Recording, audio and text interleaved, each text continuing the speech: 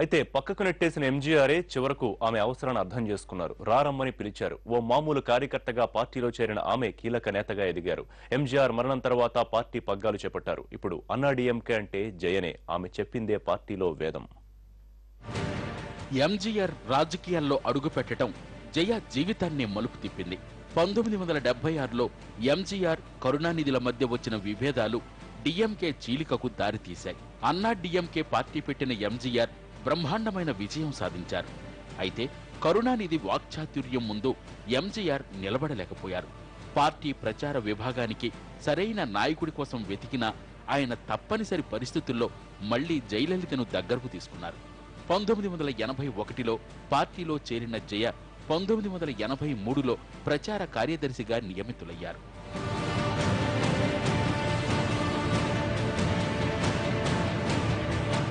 తన వాక్చాతుర్యంతో జయ కరుణపై మాటకు మాట విసిరేవారు. రెండవసారి ముఖ్యమంత్రి అయిన కొన్నాళ్లకే 1987లో ఎంజీఆర్ మరణించారు. ఆయన భార్య జానకి రామచంద్రన్ తమిళనాడు ముఖ్యమంత్రి అయ్యారు. అయితే అప్పటికే జయ ప్రభావం పార్టీపై బాగా ఉంది. కారణాలు ఏవైనా ఎక్కువ కాలం పదవిలో కొనసాగలేకపోయిన జానకి రామచంద్రన్ పదవి నుంచి తప్పుకున్నారు. పార్టీ బాధ్యతలు జయకు అప్పగించక తప్పలేదు. ఈ సమయంలో జయ అసెంబ్లీలో ఘోర అవమానాన్ని ఎదుర్కొన్నారు. 1989 అసెంబ్లీ ఎన్నికల్లో విజయం సాధించిన ఆమె తొలి మహిళా ప్రతిపక్ష నాయకురాలిగా రికార్డు సృష్టించారు.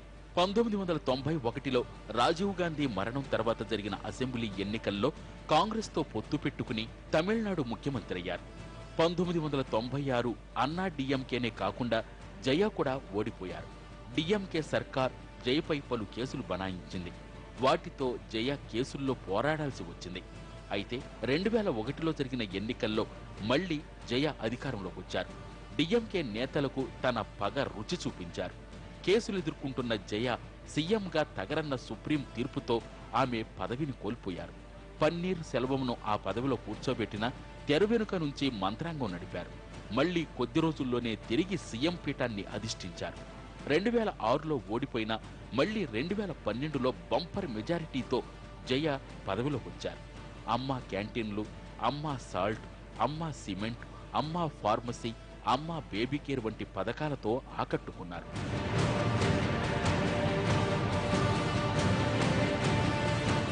పార్టీలోనే ఎన్నో అవమానాలు, సూటిపోటి మాటలెదుర్కొన్న ఆమె మాటకు ఇప్పుడు పార్టీలో తిరుగులేదు. ఆమె చెప్పిందే వారికి వేదం. తను నిలబడితే అందరూ నిలబడాల్సిందే. అమ్మ వచ్చే వరకు బహిరంగ సభల్లో కూడా నేతలెవరూ సీట్లలో కూర్చోకూడదు. ఆమె గెలుపు కోసం నాలుక కోసుకున్న వీరాభిమానులున్నారు. ఆమె కోసం గుడి కట్టిన వాళ్ళు ఉన్నారు.